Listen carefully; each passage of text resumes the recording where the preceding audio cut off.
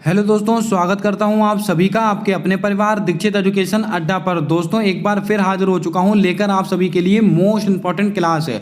आज हो चुका है 1 सितंबर और एसएससी एमटीएस की सारी शिफ्टों में आज आपसे क्या क्या सवाल पूछे गए और आने वाली शिफ्टों में अब आपको क्या पढ़कर जाना है, एसएससी कैसे सवाल पूछ रहा है, उसका एक कंप्लीट एनालिसिस करेंगे इस क्लास के अंदर।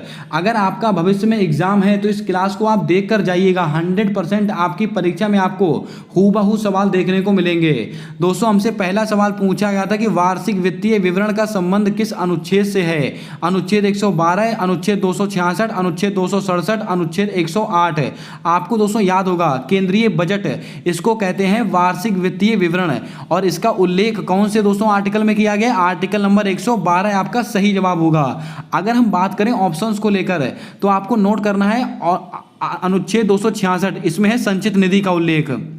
अगर आपसे परीक्षा में पूछ जाता है संचित निधि, इसका उल्लेख कौन से आर्टिकल में किया गया? आर्टिकल नंबर 266 और दोस्तों आर्टिकल 267 इसमें आकस्मिक निधि,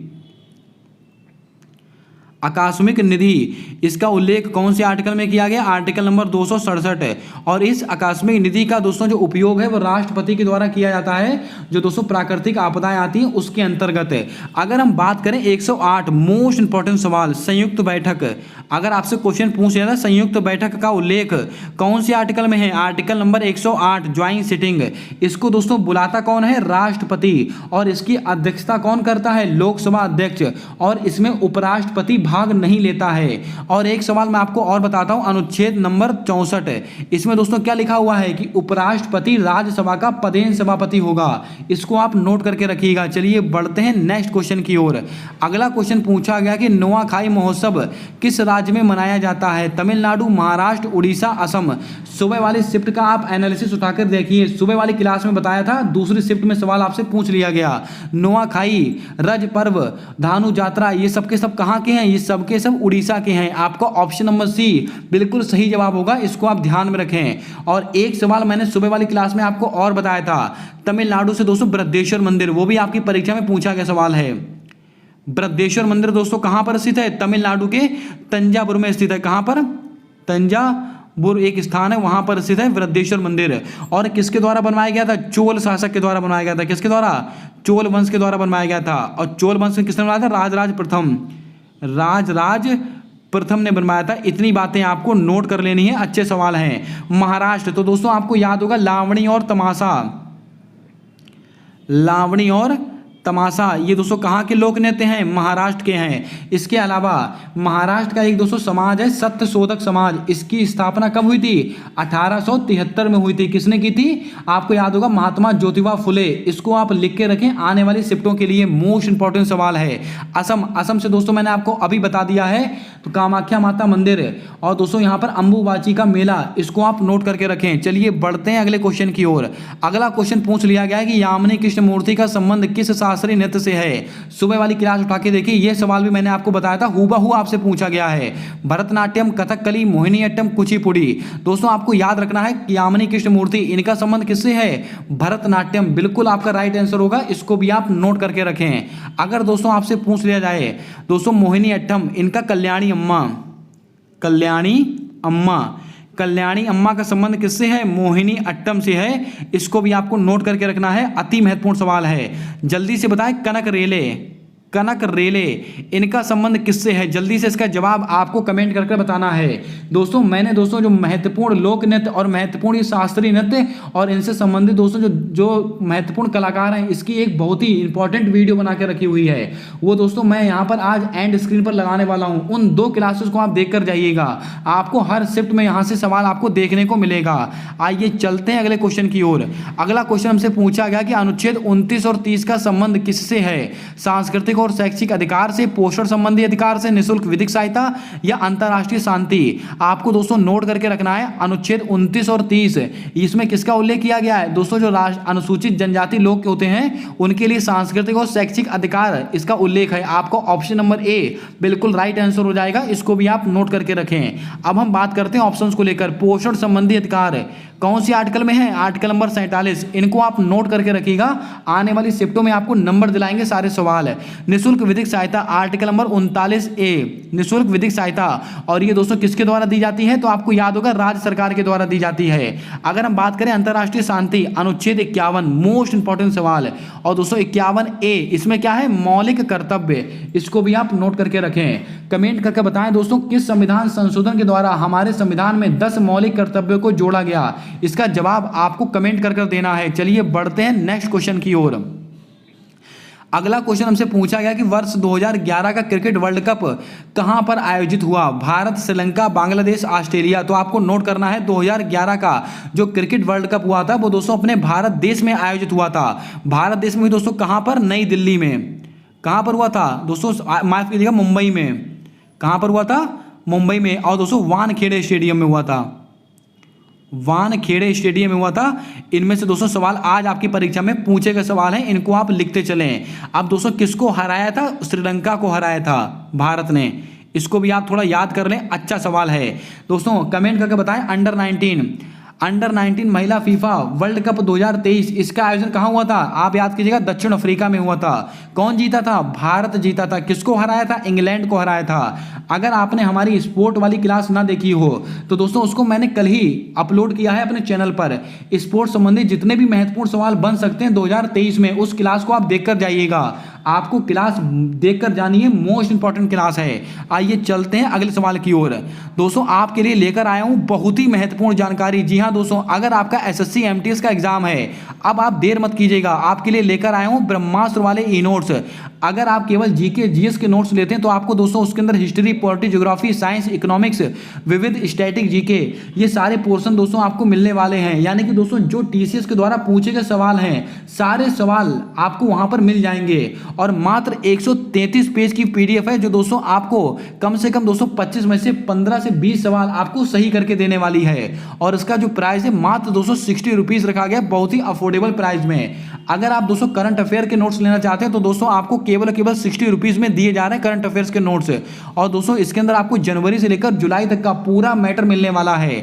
अगर आप दोस्तों जीके और करंट अफेयर दोनों लेना चाहते हैं तो दोस्तों आप इसको भी परचेस कर सकते हैं मात्र 75 रुपए में। इसको भी आप नोट करके रखें। ये वो नोट्स हैं जो आप दोस्तों पढ़कर बहुत ही कम समय में अपने एग्जाम में अच्छा प्रदर्शन कर सकते हैं, आपके माँ बाप के सपने को पूरा कर सकते हैं। अगर आपको इसको परचेस करना है तो इसका लिंक मैंने डिस्क्रिप्शन बॉक्स में और कमेंट बॉक्स में पिन करके रखा हुआ है, इसको आप वहां से जाकर परचेस कर सकते हैं। चलिए बढ़ते हैं अपने अगले क्वेश्चन की ओर। हमारा अगला क्वेश्चन पूछा गया कि वर्ष 2023 का क्रिकेट वर्ल्ड कप कहां पर आयोजित होगा? 220 बार से ज़्यादा सवाल पूछा गया था आपके एमटीएस, सीजीएल, सीएचएसएल। तो दोस्तों आपको पता होना चाहिए वर्ष 2023 का क्रिकेट वर्ल्ड कप कहां पर होगा? अपने भारत देश में होगा। बच्चे को पता है। आपका ऑप्शन नंबर ए बिल्कुल सही जवाब होगा। अगले वाले कॉमनवेल्थ गेम कहां पर होंगे 2026 में? ऑस्ट्रेलिया में होंगे 2026 में। इसको आप नोट करके रखें। दक्षिण अफ्रीका में दोस्तों क्या हुआ था? अंडर 19 महिला विश्व कप। इसको भी आप नोट करके रखें। अगर आप क्लास पर नए हो तो क्लास को लाइक कर दें। चैनल पर पहली बार आए हो तो चैनल को सब्सक्राइब कर बेल वाला आइकन ध्यान से दबा लें ताकि आने वाली सारी क्लासेस के अपडेट्स आप तक आसानी से पहुंचते रहें। आइए चलते हैं नेक्स्ट क्वेश्चन की ओर। अगला क्वेश्चन पूछा गया कि प्लेइंग इट माई वे किसकी ऑटोबायोग्राफी है? मिल्खा सिंह की, सचिन तेंदुलकर की, सुरेश रैना की, युवराज सिंह की। दोस्तों आपको याद होगा प्लेइंग इट माई वे ये किसकी ऑटोबायोग्राफी है? ये सचिन तेंदुलकर की ऑटोबायोग्राफी है। आपका ऑप्शन नंबर बी बिल्कुल सही जवाब होगा। दोस्तों the race of my life, race of my life, race of my life ये दोस्तों किसकी दोस्तों है? तो आपको याद होगा मिल्खा सिंह की है। सुरेश रैना बिलीव किसकी है? सुरेश रैना। अब दोस्तों आपको याद होगा the test of my life, the test of my life, the test of my life, the test of my life ये किसकी दोस्तों ऑटोबायोग्राफी है? युवराज सिंह की। ये चारों सवाल भी आपको नोट करने हैं। अगला सवाल, भजन सोपारी का संबंध किस वाद्य यंत्र से है? दोस्तों मोस्ट इंपॉर्टेंट सवाल था, आपकी परीक्षा में पूछ लिया गया। भजन सोपारी का संबंध किससे है? ये दोस्तों संतूर वादक हैं। आपका ऑप्शन नंबर ए बिल्कुल सही जवाब होगा। भजन सोपारी पंडित शिव कुमार शर्मा, पंडित शिव कुमार शर्मा, पंडित शिव कुमार शर्मा, इनका संबंध किससे है? ये संतूर वादक हैं दोनों के दोनों। और भजन सोपारी, ये नाम बहुत ही महत्वपूर्ण था, आपकी परीक्षा में आज पूछ लिया गया है। सितार वादक पंडित रविशंकर, और इनसे एक सवाल दोस्तों पहली शिफ्ट में पूछा गया था कि किसको भारत रत्न प्राप्त हुआ, तो यही आपका राइट आंसर था, पंडित रविशंकर वाला। इसको आप थोड़ा याद कर लें, ये सवाल मैंने वहां पर कवर नहीं कर पाया था। अगर हम बात करें सरोद वादक, इसको तो आप दोस्तों समझ लीजिएगा, परीक्षा में आएगा सवाल। 3 से 4 नाम बोला, इनको आप लिख लें दोस्तों। अली अकबर खान, अमजद अली खान, अलाउद्दीन खान और दोस्तों विश्वजीत राय चौधरी, ये 4 नाम आप नोट कर लें। इनसे बाहर सवाल आपकी परीक्षा में आपसे नहीं पूछा जाएगा। आइए चलते हैं नेक्स्ट क्वेश्चन की ओर। अगला क्वेश्चन पूछा गया कि मौसम संबंधी घटनाएं किस परत में होती हैं। परसों वाली क्लास उठा के देखिए, सीधा सीधा सवाल आपके पूछा गया है। मैंने जितनी भी परतें थी सारी आपको नोट कराई थी। मैंने आपसे क्या कहा था, पहले आता है क्षोभ मंडल, फिर दोस्तों आता है समताप मंडल, फिर आता है दोस्तों आपका मध्य मंडल, फिर आता है दोस्तों आपका आयन मंडल, फिर आपका आता है बहिर्मंडल। ये दोस्तों क्रम है, बिल्कुल सही क्रम, इसको आप नोट कर लें। अगर आपसे पूछा जाए कि मौसम संबंधी जितनी भी घटनाएं होती, पानी का बरसना, ओले पड़ना, या जितने भी दोस्तों ये मौसम संबंधी घटनाएं होती हैं, कौन से मंडल में होती हैं? क्षोभ मंडल में। तो आपका राइट आंसर क्या हो जाएगा? क्षोभ मंडल आपका बिल्कुल सही जवाब होगा। अगर आपसे पूछ लिया जाए वायुयान का संचालन ओजोन परत कौन से मंडल में पाई जाती है? समताप मंडल में, यानी कि स्ट्रेटोस्फीयर में। अगर आपसे पूछा जाए मध्य मंडल, यानी कि वायुमंडल की सबसे ठंडी परत कौन सी है? मध्य मंडल है। और दोस्तों जो रेडियो एक्टिविटी से संबंधित घटनाएं होती है वो आयन मंडल में होती हैं। ये बातें हैं आपको नोट करनी। आइए चलते हैं अगले क्वेश्चन की ओर। पंडित जसराज किस घराने से संबंधित है? मेवाती घराना, किराना घराना, लखनऊ घराना, इनमें से कोई नहीं। दोस्तों आपको याद होगा पंडित जसराज किस घराने से संबंधित है? मेवाती घराने से संबंधित है। आपका ऑप्शन नंबर ए बिल्कुल राइट आंसर हो जाएगा, इसको भी आप याद करके रखें। अगर हम बात करें दोस्तों किराना लखनऊ घराना की, पंडित बिरजू महाराज, पंडित बिरजू महाराज, इनका संबंध किससे है? इनका संबंध है दोस्तों आपका लखनऊ घराना से, इसको भी आप नोट करके रखें। आइए बढ़ते हैं अगले क्वेश्चन की ओर। अगला क्वेश्चन पूछा गया कि मित्र मेला संगठन के संस्थापक कौन थे? लाला हरदयाल, विनायक सावरकर, गणेश सावरकर, ए और बी दोनों। तो आपको ध्यान में रखना है, ए और बी दोनों आपका राइट आंसर होगा। विनायक सावरकर और गणेश सावरकर ये दोनों आपके सही जवाब हो जाएंगे। लाला हरदयाल और दोस्तों सोहनलाल भाखड़ा, इन्होंने क्या किया था? 1913 में दोस्तों गदर पार्टी की स्थापना की थी। किसकी? गदर पार्टी की स्थापना की थी 1913 में। किसने? लाला हरदयाल और सोहनलाल भाखड़ा ने। कहां पर की थी? सैन फ्रांसिस्को में की थी। इसको आप नोट करके रखेंगे। चलिए बढ़ते हैं अगले क्वेश्चन की ओर। सुप्रीम कोर्ट एक अभिलेख न्यायालय है, इससे संबंधित अनुच्छेद कौन सा है? मुझे नहीं लगता इस सवाल का आंसर किसी भी बच्चे ने गलत किया होगा। मैंने जब पॉलिटी की क्लास ली है ब्रह्मास्त्र वाली, यह सवाल आपको बताया हुआ है। सुप्रीम कोर्ट से संबंधित आर्टिकल कौन सा? 124 है। यानी कि दोस्तों इसमें कितने जज होंगे, उनकी नियुक्ति कैसी होगी, उनका कार्यकाल कितना रहेगा, ये सब बातें दोस्तों किसके अंदर कही गई हैं? अनुच्छेद नंबर 124 में। लेकिन सुप्रीम कोर्ट एक अभिलेख न्यायालय है, ये बात किसके अंदर कही गई है? आर्टिकल नंबर 129 में। आपको ऑप्शन नंबर बी बिल्कुल राइट आंसर होगा, इसको आप याद रखें। अगर आपसे पूछ जाता है अगर मौलिक अधिकारों का उल्लंघन होता है, सुप्रीम कोर्ट 5 प्रकार की रिट जारी करके देता है। कितने प्रकार की? 5 प्रकार की। लेकिन कौन से आर्टिकल के तहत देता है? आर्टिकल नंबर 32 के तहत देता है। बहुत ही छुपा रुस्तम सवाल है, इसको आप नोट करें। अगर आपसे पूछा जाए अनुच्छेद 214, ये दोस्तों हाई कोर्ट से संबंधित है। किससे? हाई कोर्ट से संबंधित है अनुच्छेद 214। और हाई कोर्ट एक अभिलेख न्यायालय है, ये दोस्तों अनुच्छेद 215 से संबंधित है, इसको आप लिख लें। और अगर मौलिक अधिकारों का उल्लंघन होता है तो हाई कोर्ट 6 प्रकार की रिट जारी करता है। कौन से अनुच्छेद के तहत? अनुच्छेद 226 के तहत है। ये 3 सवाल हैं जो आपको नोट करने, आने वाली शिफ्टों में आपको नंबर दिलाएंगे। आइए चलते हैं अगले क्वेश्चन की ओर। अगला क्वेश्चन पूछा गया कि बृहदेश्वर मंदिर किस राज्य में स्थित है? मैंने दोस्तों सुबह वाली शिफ्ट में बताया था और अगली शिफ्ट में सवाल पूछ लिया गया। तमिलनाडु में स्थित है, तंजावुर में स्थित है, आपको याद होगा। असम में दोस्तों कौन सा मंदिर स्थित है? तो दोस्तों आपको मैंने बताया है कामाख्या माता मंदिर सब। और दोस्तों कहां पर स्थित है? असम में स्थित है। और कौन सा दोस्तों? अंबुबाची का मेला, वहां पर फेस्टिवल लगता है। केरल में सबरीमाला मंदिर। और केरल की भाषा कौन सी है? मलयालम। एक त्योहार कौन सा? ओणम। ओणम कहाँ का त्योहार है? ये दोस्तों केरल का है। तमिलनाडु का कौन सा है? पोंगल। तमिलनाडु का कौन सा है? पोंगल। और केरल का दोस्तों होता है अट्टूकल पोंगल। अगर आपसे परीक्षा में अट्टूकल पोंगल पूछे, अट्टूकल पोंगल, तो आपका जवाब क्या होना चाहिए? तो आपका जवाब होगा केरल। दोस्तों आपको याद होगा कंबाला, कंबाला दोस्तों कहाँ के संबंधित है? ये कर्नाटक की दौड़ है, कर्नाटक। अब जल्दी से बताएं दोस्तों, ये भैंसों की दौड़ है कि बैलों की दौड़ है? ये भी बहुत बड़ा कंफ्यूजन है, इसका जवाब कमेंट कर आपको बताना है। कंबाला किसकी दौड़ है, भैंसों की कि बैलों की? और दोस्तों जल्लीकट्टू कहाँ पर होता है? तो आपको याद होगा तमिलनाडु में स्थित है। तेलंगाना रमप्पा मंदिर, रमप्पा मंदिर कहां पर स्थित है? ये दोस्तों तेलंगाना में स्थित है, इसको भी आप नोट करके रखें। अगला सवाल, रॉबर्ट ब्राउन के द्वारा किसकी खोज की गई थी? तो आप बच्चे को बताएं, ये दोस्तों केंद्र की खोज की गई थी रॉबर्ट ब्राउन के द्वारा। अगर आपसे पूछ जाता है कि रॉबर्ट हुक, इन्होंने कोस्का की खोज की थी। रॉबर्ट हुक, इन्होंने कोस्का की खोज की थी 1665 ईस्वी के आसपास, इसको आप ध्यान में रखेंगे। और केंद्र की खोज रॉबर्ट ब्राउन ने की थी। अगर आपसे क्वेश्चन पूछा माइटोकॉन्ड्रिया, इसकी खोज की थी अल्टमैन ने। अल्टमैन ने, इसको कहते हैं कोस्का का ऊर्जा ग्रह कहते हैं माइटोकॉन्ड्रिया को, अल्टमैन ने खोज की थी।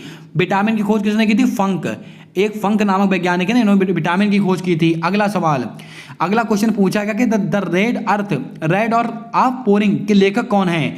विक्रम चंद्रा, सलमान रुशिद, शशि थरूर, पैगी मोहन। आपको नोट करना है the red earth, the red earth और पॉरिंग, इसके लेखक है विक्रम चंद्रा। आपका बिल्कुल सही जवाब होगा। जल्दी से क्लास अपने दोस्तों तक जरूर शेयर कर दें, जिसका भी दोस्तों अगली शिफ्टों में एग्जाम है। यह क्लास आपके माँ बाप के सपने को पूरा करने वाली क्लास होगी। इससे आपको पता लग रहा होगा कि एसएससी का लेवल क्या है। बहुत ही अच्छे सवाल पूछे जा रहे हैं, टेंशन लेने की बिल्कुल कोई जरूरत नहीं है। अगर आपने थोड़ी सी भी पढ़ाई की होगी तो आपका सिलेक्शन पक्का होने वाला है। आइए चलते हैं अगले क्वेश्चन की ओर। हमारा दोस्तों अगला क्वेश्चन पूछा गया है कि तमिलनाडु में हुए प्रतिबंधित, माफ कीजिएगा दोस्तों यहाँ पर थोड़ा सा टाइपिंग एरर है। तमिलनाडु में जुए पर प्रतिबंध लगाने के लिए कौन सा विधेयक पारित किया? तो दोस्तों ऑनलाइन जुआ निषेध, ऑनलाइन खेलों का नियामक विधेयक, ये दोस्तों तमिलनाडु के द्वारा पारित किया गया। इसको भी आप ध्यान में रखें। सवाल आपसे पूछा गया था दोस्तों कि जुए यानी कि ग्लैमरिंग को दोस्तों बंद करने के लिए, इस पर रोक लगाने के लिए किस राज्य में दोस्तों विधेयक लाया गया? तमिलनाडु में। इसको आप नोट करके रखेंगे। अगला सवाल दोस्तों हमसे एक पूछा गया था कि संतोष ट्रॉफी 2023 का विजेता कौन बना? आई थिंक इसका राइट आंसर दोस्तों ये होगा कर्नाटक इसका विजेता बना था संतोष ट्रॉफी। कल वाली क्लास उठा के देखिए आप, हमारी स्पोर्ट वाली, सीधा सवाल बताया हुआ है, सीधा आपकी परीक्षा में आया हुआ सवाल है। इसलिए दोस्तों आपसे हम्बल रिक्वेस्ट है, कल वाली क्लास अगर आपका एग्जाम है तो आप देख के जाएं। वो क्लास मैं दोस्तों आज अपने दोस्तों एंड स्क्रीन पर लगा दूंगा और आई बटन पर भी लगा दूंगा, इसको आप देख कर जाएं। और इसका उपविजेता कौन बना था? मेघालय इसका उपविजेता बना था। इतनी बातें आपको नोट करके रखनी है। आइए चलते हैं अपने नेक्स्ट क्वेश्चन की ओर। दोस्तों हमारा अगला क्वेश्चन पूछा गया है कि माई स्टोरी की लेखिका निम्नलिखित में से कौन है? कमला दास है, किरण बेदी है, सरोजनी नायडू है, इनमें से कोई नहीं। आपको नोट करके रखना है माई स्टोरी, ये दोस्तों इसकी लेखिका कौन है? ये कमला दास आपका बिल्कुल सही जवाब होगा, इसको आप ध्यान में रखें। दोस्तों सरोजनी नायडू आपको याद होगा, इनको क्या कहते हैं? भारत कोकिला के नाम से जाना जाता है।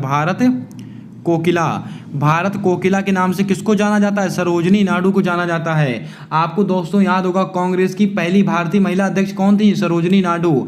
अगर क्वेश्चन पूछा जाए कांग्रेस की केवल पहली महिला अध्यक्ष, तो एनी बेसेंट आपको आंसर लगाना है, इसको आप याद रखें। चलिए बढ़ते हैं नेक्स्ट क्वेश्चन की ओर।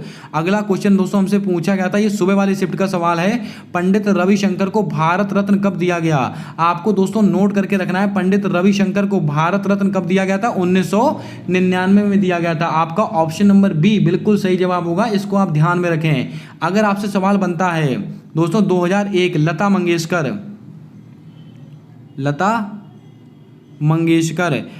मंगेशकर को भारत रत्न दोस्तों कब दिया गया था? इनको दोस्तों वर्ष 2001 में दिया गया। इनको दोस्तों स्वर कोकिला के भी नाम से जानते हैं। किस नाम से?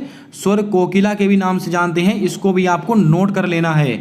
दोस्तों आपकी जानकारी के लिए बता दें, लता मंगेशकर इनको स्वर कोकिला के नाम से जानते हैं। और लता मंगेशकर चौक, इसका उद्घाटन कहाँ पर हुआ है? अयोध्या में। लता मंगेशकर चौक का उद्घाटन कहाँ पर हुआ है? अयोध्या में। और पहला लता दीनानाथ मंगेशकर पुरस्कार किसको मिला है? हमारे प्रधानमंत्री नरेंद्र मोदी जी को मिला है। और दूसरा लता दीनानाथ मंगेशकर पुरस्कार किसको मिला है? आशा भोसले जी को मिला है, इसको भी आप नोट करके रखें। चलिए बढ़ते हैं नेक्स्ट क्वेश्चन की ओर। अगला क्वेश्चन पूछा गया कि सुमन गिल का संबंध किस खेल से है? दोस्तों तैयार हो जाइए, कल की शिफ्टों में आईपीएल से सवाल को लेकर आईपीएल पढ़कर जाइएगा, आपकी परीक्षा में आपको सवाल देखने को मिलेगा। सुमन गिल, इनका संबंध किस खेल से है? तो बच्चे को पता है, क्रिकेट से संबंधित हैं। आपको दोस्तों आईपीएल 2023 इसके बारे में पूरी जानकारी होनी चाहिए। अगर आपसे पूछा जाए आईपीएल 2023 इसका दोस्तों विनर कौन बना है, तो आपको ध्यान में रखना चेन्नई सुपर किंग इसका विजेता बना है। दोस्तों हारा कौन है, यानी कि दोस्तों इसका उप विजेता दोस्तों कौन बना है, तो दोस्तों आपको याद होगा इसका उप विजेता बना था गुजरात टाइटंस। गुजरात टाइटंस इसका दोस्तों उप विजेता बना था। अगर आपसे क्वेश्चन पूछा जाए ये कौन से क्रम का था, ये दोस्तों 16वें क्रम का था। इसका टाइटल स्पॉन्सर कौन था, इसका टाइटल स्पॉन्सर था टाटा। और कितनी टीमों ने भाग लिया था, 10 टीमों ने भाग लिया था। अगर क्वेश्चन पूछा जाए पर्पल कैप दोस्तों उस ऑरेंज कैप का विजेता कौन बना है, सुमन गिल। मोस्ट इंपॉर्टेंट सवाल है, कल की शिफ्ट में आपको सवाल यहां से देखने को मिलेगा। ऑरेंज कैप का विजेता कौन बना है, सुमन गिल। पर्पल कैप मोहम्मद शमी, इसको आप लिख के रखें, आपकी परीक्षा में आपको नंबर दिलाएंगे सारे सवाल है। दोस्तों आपको याद होगा बैडमिंटन, आपको याद रखना है सात्विक साईराज रिंकी रेड्डी और दोस्तों चिराग शेट्टी, इन दोनों का संबंध किससे है, ये दोस्तों बैडमिंटन से संबंधित हैं। इन्होंने 2023 के अंदर इंडोनेशिया कप और दोस्तों कोरिया कप और दोस्तों स्विस 300 ओपन ये सब खिताब जीते हैं, इसको भी आप नोट करके रखें। अगला क्वेश्चन पूछा गया कि खेलो इंडिया यूनिवर्सिटी गेम्स में सर्वाधिक पदक विजेता कौन बना है। मोस्ट इंपॉर्टेंट सवाल था, आपकी परीक्षा में पूछ लिया गया। खेलो इंडिया यूनिवर्सिटी गेम्स 2023 इसका आयोजन दोस्तों कहाँ हुआ है, उत्तर प्रदेश में हुआ है। और इसके खेलों की शुरुआत दोस्तों कहाँ हुई थी, लखनऊ में शुरुआत हुई थी, इसको आप ध्यान में रखें। उत्तर प्रदेश के 4 शहरों में दोस्तों इसका दोस्तों शुभारंभ हुआ था। कहाँ पर, लखनऊ, न्योडा,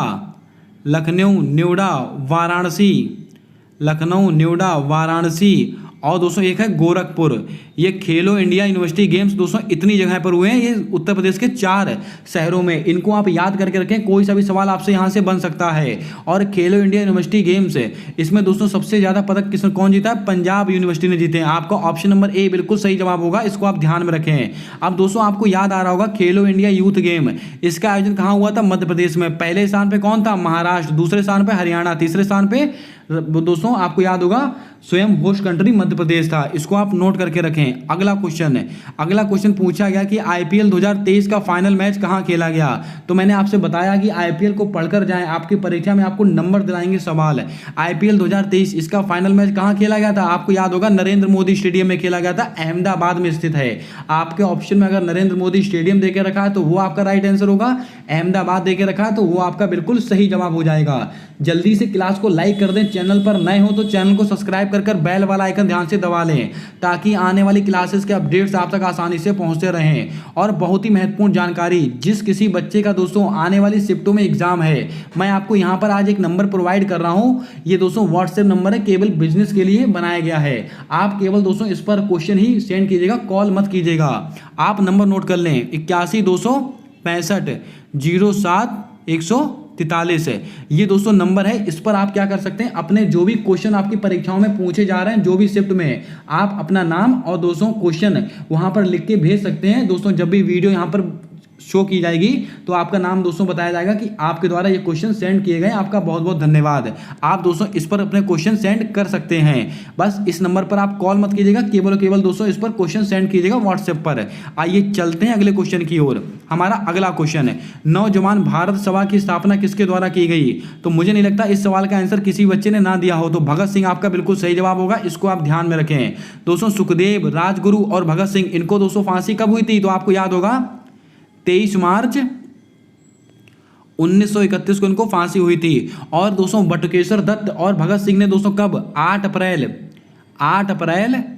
1929, 8 अप्रैल 1929 इसको दोस्तों इन्होंने क्या किया था, असेंबली पर बम फेंका था। आपको ये तारीख भी नोट करनी है, अति महत्वपूर्ण सवाल है। सुभाष चंद्र बोस दोस्तों 1938 के हरिपुरा अधिवेशन, 1938 का हरिपुरा अधिवेशन, इसकी अध्यक्षता किसने की थी, नेताजी सुभाष चंद्र बोस। और 1939 इसमें क्या हुआ था, फॉरवर्ड ब्लॉक की स्थापना हुई थी, किसने की, नेताजी सुभाष चंद्र बोस। इसको भी आप नोट करके रखें। अगला क्वेश्चन है, कैलाश पर्वत किस देश में स्थित है। बच्चे वाला सवाल है, चीन में स्थित है, आपको याद होना चाहिए। लेकिन दोस्तों यहां से आपसे क्या सवाल बन सकता है वो भी आपको नोट करना है। मैं आपको 3 से 4 समाज नोट करा रहा हूं, इसको आप नोट कर लें और कल की शिफ्ट में आप देखिएगा आपकी परीक्षा में सवाल छपेगा। नंबर 1 ब्रह्म समाज, नंबर 2 प्रार्थना समाज, नंबर 3 आर्य समाज, नंबर 4 सत्य शोधक समाज और नंबर 5 दोस्तों रामकृष्ण मिशन। ये 5 समाज मैं आपको नोट करा रहा हूं, इनमें से एक ना एक सवाल आपकी परीक्षा में कल जरूर आएगा। ब्रह्म समाज की स्थापना कब हुई है? 1828 में। किसने की थी? राजा राम मोहन राय। एक सवाल कंप्लीट। प्रार्थना समाज की स्थापना 1875। किसने की है? स्वामी दयानंद सरस्वती। और दोस्तों आपको याद होगा, माफ कीजिएगा दोस्तों, प्रार्थना समाज, माफ कीजिएगा, आई एम वेरी सॉरी, 1867। प्रार्थना समाज की स्थापना कब हुई है? 1867 में हुई है। किसने की है? आत्माराम पांडुरंग ने की है। दोस्तों आर्य समाज की स्थापना कब हुई है? 1875 में। किसने की थी? स्वामी दयानंद सरस्वती जी ने की थी। और इनकी एक पुस्तक है सत्यार्थ प्रकाश और वेदों की ओर लौटो, ये नारा भी इन्होंने दिया। इन तीनों बातों को आपको नोट करना है। सत्य शोधक समाज, इसकी स्थापना दोस्तों मैं यहां पर लिख देता हूं, 1873 में हुई है। और किसने की थी? महात्मा ज्योतिबा फुले। इनकी एक पुस्तक है गुलामगिरी, इसको भी आप नोट करके रखें। और सत्य शोधक समाज कहाँ का समाज है? ये महाराष्ट्र का समाज है। और लास्ट में बचता है रामकृष्ण मिशन, 1897। और इसकी स्थापना किसने की है? तो आपको याद रखना है, ये स्वामी विवेकानंद जी के द्वारा की गई है। इसको आप नोट कर लें, ये सवाल आपकी परीक्षा में 100% आपसे पूछे जाएंगे। अगला क्वेश्चन है, घेंगा रोग किस ग्रंथि के बढ़ने से होता है? तो दोस्तों आपको याद होगा, घेंगा रोग का संबंध किससे? थायराइड ग्रंथि से है। दोस्तों थायराइड ग्रंथि के बढ़ने से या दोस्तों आयोडीन की कमी से कौन सा रोग होता है? ये दोस्तों घेंगा रोग होता है, इसको आप याद रखें। पीयूष ग्रंथि को क्या कहते हैं? मास्टर ग्लैंड कहते हैं। और हाइपोथैलेमस को मास्टर ऑफ मास्टर ग्लैंड कहते हैं। शरीर का तापमान दोस्तों कौन नियंत्रित करता है? ये हाइपोथैलेमस, इसको आप नोट कर लें। अगला क्वेश्चन, नील नदी कहां पर गिरती है? ये दोस्तों सुबह वाली शिफ्ट का सवाल है, इसको भी आप देख लें। नील नदी कहां पर गिरती है? भूमध्य सागर में। दोस्तों भूमध्य सागर और लाल सागर, इसको दोस्तों कौन आपस में जोड़ता है? तो आपको याद होगा, स्वेज नहर।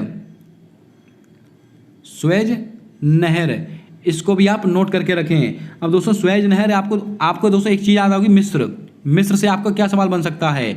आपको याद रखना है दोस्तों, किस नदी को मिस्र में किस नदी का वरदान कहते हैं? नील नदी को दोस्तों मिस्र का वरदान कहते हैं, इसको भी आप याद करके रखें। इसके अलावा मिस्र के जो राष्ट्रपति हैं अब्दुल फतेह अल सीसी, ये दोस्तों 74वें गणतंत्र दिवस की परेड पर दोस्तों अतिथि के रूप में भारत देश में आए थे, ये बात भी आपको नोट करनी है। अगला क्वेश्चन है दोस्तों, गणगौर लोक नृत्य का संबंध किस राज्य से है? तो दोस्तों सुबह वाली शिफ्ट का सवाल है, ये दोस्तों राजस्थान आपका बिल्कुल सही जवाब होगा। मैंने मैनी टाइम्स आपको बताया है, कालबेलिया नृत्य, गणगौर नृत्य। और दोस्तों गरवी कहाँ का है? ये दोस्तों राजस्थान का ही है। और गरबा कहाँ का है? गरबा दोस्तों ये गुजरात का है, बच्चे को पता है। मध्य प्रदेश, खजुराहो फेस्टिवल कहाँ का है? मध्य प्रदेश का। महाराष्ट्र, काला घोड़ा कला महोत्सव। गुजरात, गरबा आपको याद रखना है। दोस्तों उत्तरायण कहाँ का है? उत्तरायण आपसे परीक्षा में कई बार पूछ लिया जाता है कि दोस्तों जो मकर संक्रांति होती है इसको किस राज्य में क्या कहते हैं? गुजरात में कहते हैं उत्तरायण। और दोस्तों याद कीजिएगा, हिमाचल प्रदेश में क्या कहते हैं? माघ साजी। केरल में क्या कहते हैं दोस्तों? असम में क्या कहते हैं? बिहू। तमिलनाडु में क्या कहते हैं? पोंगल। इसको आप नोट करके रखेंगे। अगला क्वेश्चन दोस्तों, हमारा अगला क्वेश्चन पूछा गया, नर्तकी नटराज का संबंध किस शास्त्रीय नृत्य से है? भरतनाट्यम, कथकली, मोहिनीअट्टम, कुचिपुड़ी। दोस्तों नोट करके रखिएगा, नर्तकी नटराज, इनका संबंध है भरतनाट्यम से। आपका ऑप्शन नंबर ए बिल्कुल सही जवाब हो जाएगा, इसको आप नोट करके रखें। ये सारे सवाल आपकी परीक्षा के लिए मोस्ट इंपॉर्टेंट हैं। दोस्तों अगर आपको इस क्लास का PDF चाहिए है तो दोस्तों आप हमारे टेलीग्राम चैनल को जल्द से जल्द ज्वाइन कर लें। उसका लिंक मैंने कम्युनिटी पोस्ट में लगा के रखा हुआ है। आप कोई सा भी एग्जाम देने वाले हों, अगर दोस्तों पहली शिफ्ट का PDF आपके पास है तो यकीन मानिए दोस्तों आप बहुत अच्छा करने वाले हैं अपने एग्जाम के अंदर। आज की शिफ्ट के सारे क्वेश्चन मैं आपको प्रोवाइड करने वाला हूं विद आंसर की के PDF के अंदर। इसको दोस्तों संभाल के रखिएगा, इससे आपको पता लगेगा कि किस पैटर्न पर SSC सवाल पूछ रहा है। हमारे लास्ट 2 सवाल पूछे गए हैं कि कमलेश्वर प्रसाद जी को साहित्य अकादमी पुरस्कार किस लिए मिला था? तो दोस्तों आपको याद रखना है कितने पाकिस्तान रचना के लिए मिला था। यह सवाल सुबह वाले शिफ्ट का पूछा गया सवाल है। अगला क्वेश्चन, भारत के महान्यायवादी का क्या कर्तव्य है? दोस्तों कानूनी मामलों में केंद्र सरकार को सलाह देना, यह भारत के महान्यायवादी का कर्तव्य है। अब महान्यायवादी का आर्टिकल कौन सा है? Article number 76। और दोस्तों R वेंकट रमणी भारत के वर्तमान में महान्यायवादी हैं। ये कुछ सवाल थे दोस्तों पहली से तीसरी शिफ्टों में पूछे गए सवाल हैं। आइए चलते हैं अगले क्वेश्चन की ओर। यहां से दोस्तों हमारे शुरू होते हैं सुबह वाली शिफ्ट के सवाल, जो दोस्तों पहली शिफ्ट में आपसे पूछे गए थे। इसका मैंने डिटेल एनालिसिस करा दिया, इसके केवल मैं क्वेश्चन आंसर बताते चल रहा हूं, आप मिलाते चलिएगा।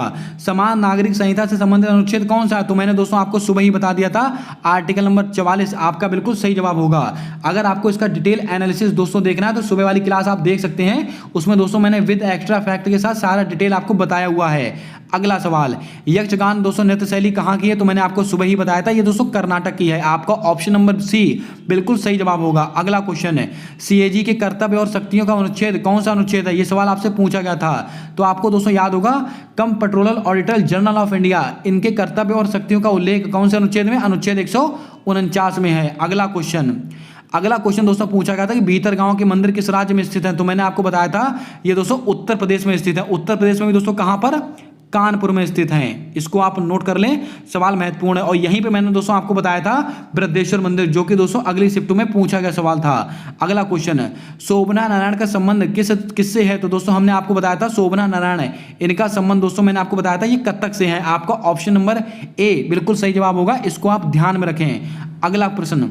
अगला क्वेश्चन पूछा गया था चार मीनार कहां पर स्थित है? तो आप सबको पता होना चाहिए, ये दोस्तों हैदराबाद में स्थित है। आपका ऑप्शन नंबर बी बिल्कुल सही जवाब हो जाएगा, इसको भी आपको नोट करके रखना है।